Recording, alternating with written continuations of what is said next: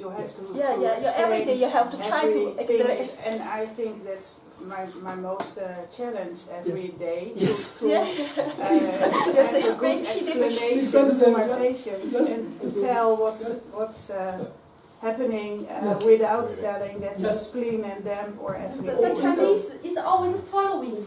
We should change. Yeah. Good point. I like your point. Yes, I agree with you. We are all practitioners. One of the top 10, top 5 questions always day-to-day asked by patient is about this. Yeah. What's the understanding of his or her condition? What's the diagnosis or etc. etc. If we use something like a spleen deficiency or something. Actually, by every patient it happens. Yeah. When we say, please show me your tongue, yes. Then they will ask, what do you see? What do you see? Yes. And then you say, lung tissue, or kidney tissue, or like this kind, and they don't understand. There's no communication. You have to try to, every time to prepare the words, how to let them understand. Yes, that's good point. Good point. Okay, your point has all exactly leading for my second discussion topic. Today's topic for the. Any more questions? No, I was just going to say, I mean, I don't disagree with that, but I think it's a slippery slope. Because I think once you start going down that road of saying this Western diagnosis is this in Chinese medicine or vice versa, I mean, I see a lot of newer of my students just jumping to conclusions rather than running through their own differential diagnosis. Okay. So I think it's dangerous. Yes, okay. Yeah. This is your point leading for our second discussion subject. Syndrome differentiation in Chinese we call it 辩证认知 or disease differentiation. It's similar to your question. And here for the TCM diagnosis, it could be a narrow meaning of the diagnosis of the name. For example, we can say it could be a headache, could be a back pain, could be stress. This is the name of condition. When we mention of TCM diagnosis, the widely meaning, or more direct meaning is the pattern differentiation or syndrome differentiation, the 辩证认知. This is the unique area of TCM diagnosis. For Western medicine, diagnosis mostly is the name of the disease. Diabetes, high blood pressure, the MS, or infertility, etc. This is the name of the disease. This is unique with treatment for leading the process of treatment. But for Chinese medicine, not only important as the name of disease, headache, back pain, stomach pain. Most important now is the syndrome differentiation. Because our treatment plan or our treatment principle are made by our syndrome differentiation. This is more unique, important in TCM diagnosis. Here, TCM diagnosis is a wide meaning, include the name of disease, but most important is the syndrome differentiation. Syndrome differentiation is our part of TCM diagnosis, but now we have another meaning leading to your question about disease differentiation. Disease here always say the name of Western medicine.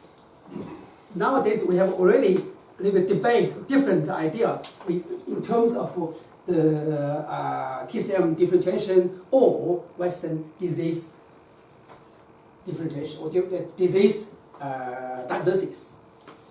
This is a challenge area.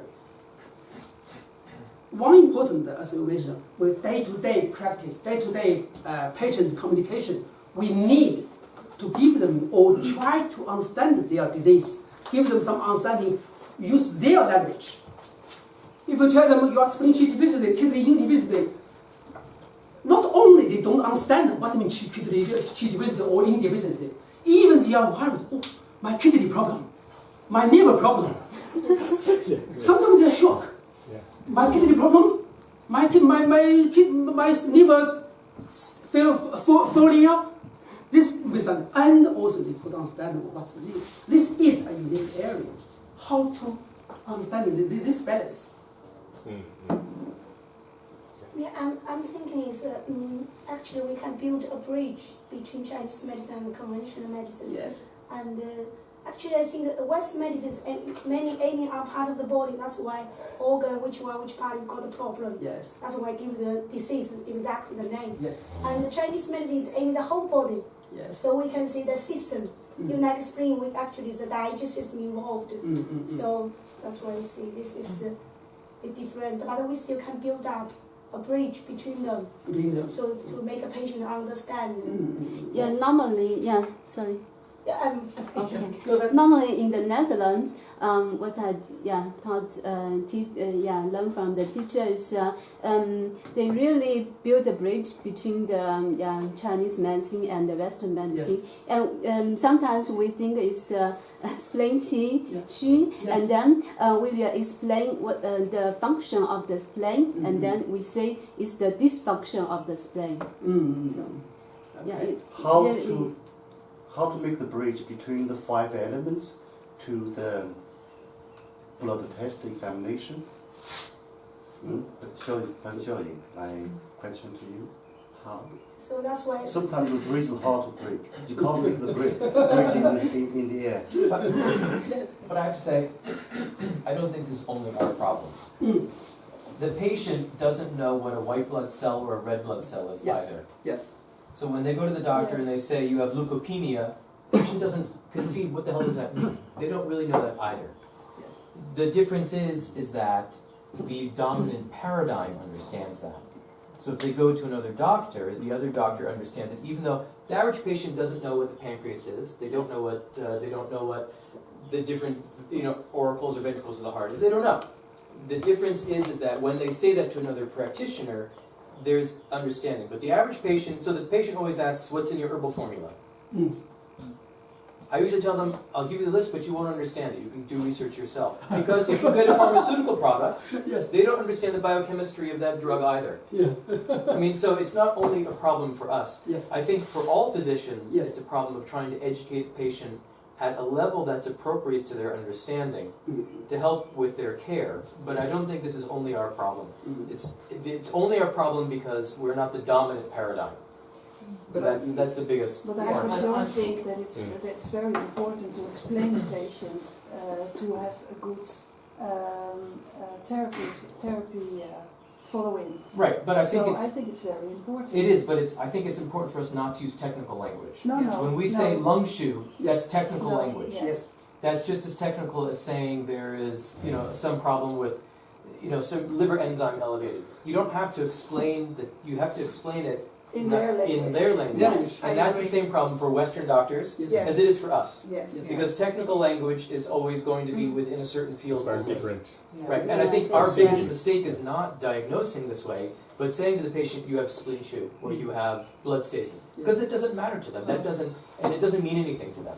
It only means something to us. And I also think as well that because we live in a society which is, whereas you call it the dominant paradigm, is Western medicine, we have to know. I get so many patients coming in to me and my doctor says this or my doctor says that, or the surgeon, this is the operation he's going to do. They will ask me the questions. Right. So we have to know. Yes. So even if we're not from a Western medicine background, Yes. we have to stay up to date and we have to educate ourselves. And I think education is the key. We have to educate ourselves, we have to educate our patients, we have to educate the public for Chinese medicine. Yeah. Do you know what I mean? So that it becomes more and more and more and more the norm and more accepted and more, you can't beat education. Yes. Yeah, Education. agree. Yeah. Education. Dialogue. This dialogue between the doctor and the patients, that's meaning we need the technician for dialogue to the patients. So sometimes you are suffering the kidney, the function kidney. Maybe the function of the yang of kidney, the weight. What's meaning? Oh, I'm suffering the kidney. Oh, yeah. From blood test, I'm okay. But I Some problem. think we are not the persons who have to explain the Western diagnosis. We have to know it, we have to learn about it, but we cannot explain the diagnosis of the doctors. That's a part they have to do themselves, because that's a very thin line, I think. You can cross to explain it in other way, or in a very well, I think that's dangerous to explain the diagnosis of the Western medical. I think it's a little For us bit in the it's, contrary way, because Chinese, in China, if they don't go to see a TCM doctor, if you tell them your kidney deficiency, they understand immediately. It's no problem for them to accept it. But here in Western society, and then because the culture is different, so Chinese is okay. Chinese, we can tell them, okay, your lung tissue, they can accept it. They understand it a little bit as well. Because in our tradition, we works very every day with herbs and these kind of things. They are already a little bit educated with TCM. So it's more by the Western society, because people they. Yes, and we cannot in any way interfere with what happens between a patient and their Western medicine doctor, and I never do. And I always say to them, you have to talk to your doctor about that. Yes. You have to talk to your consultant about that. But if somebody comes in and says to me, my doctor says or my consultant says whatever, and I will say to them, my understanding is. Yes. But you have to clarify that. Yeah. And I think that so you do have to be careful, Yes. but we also have to show that we have a level of knowledge. Yes. Because if we don't, they have no confidence in us. No, I understand. Yes. You I know? agree. So, I mean, my first 6 months in practice, somebody walked in and said to me, I have acromegaly. What do you know about that? And I was able to say to him, well, it's usually caused by a tumour in the pituitary, and he immediately started to relax and had a level of confidence. And this is what I mean by saying that we have to know about the Western medicine side of things as well. It's not to try and interfere, or it's not to try and give Western medicine advice, because we're not qualified to do that, but just so that we have, Yes, I agree on that. Yeah, But I agree with I you. only want to say it's a danger. Yes, you do. Yes, you do have to be This becomes a policy debate as well. Yeah. This is partly different between, for example, the United States and Europe in different practice. And that, for example, in the States, in some states, TCM practitioners have the legal right to order blood work, to do X-ray examination, and so the various level of, for example, in my where I practice, I'm expected to be able to do things like take blood pressures, be able to look at blood work and refer back to physicians when I think something is abnormal, right? And so I think that sort of becomes a policy discussion as well. That's different from country to country and jurisdiction to jurisdiction. Yes. Yeah. Now, obviously, it's different in China and Europe. It's different in the United States and in China, Sure. and in the United States, different even from place to place. So. Yes, I take your point. This is quite, we say, this is always a discussion area, including these policy differences, whether from China, Netherlands, Rome, Italy, or States. It's definitely involved. But I take your Catherine to a point, some of you also agreed. We, as in the West, particularly in Western, we are not a registered medical doctor. We can't make a Western medicine diagnosis. No.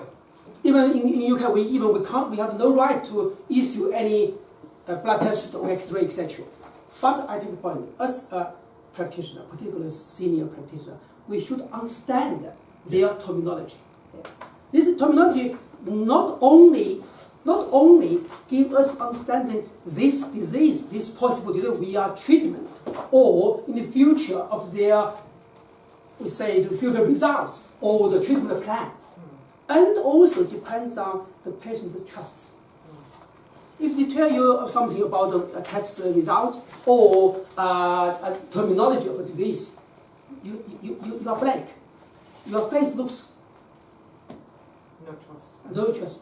So this we are all related for trust, etc. as well. Of course, if you lose the trust of a patient, you can imagine what the result could be. So So this is the area during our discussion. I think my second question about the